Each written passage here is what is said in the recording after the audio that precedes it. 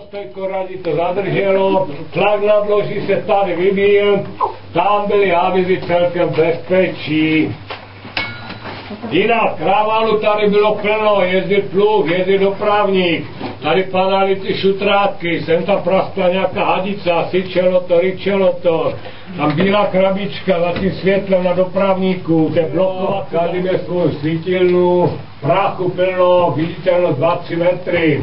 Takže pokud někdo z vás zná havířa, který 35 roků robil v dole, v Hrubáních nebo ve Štrekách, tak zjistíte, že je hluchý a spolerovatí. Houkám 3krát.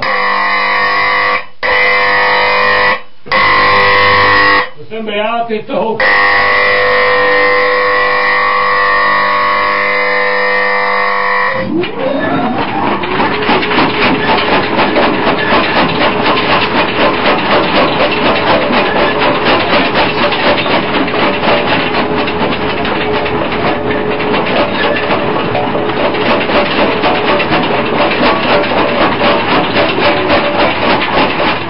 Na drobnějším stavu.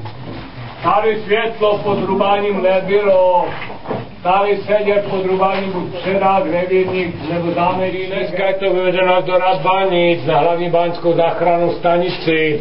Takže tam se jich dispečer a vidí, všecko v pohodě. I kyslíku je tady dostatek. Až to spadne, bude se to řešit. A to zás, jak jsem řekl, že to drží slovo Boží, těch 15 farářů se mi tady pokřižovalo.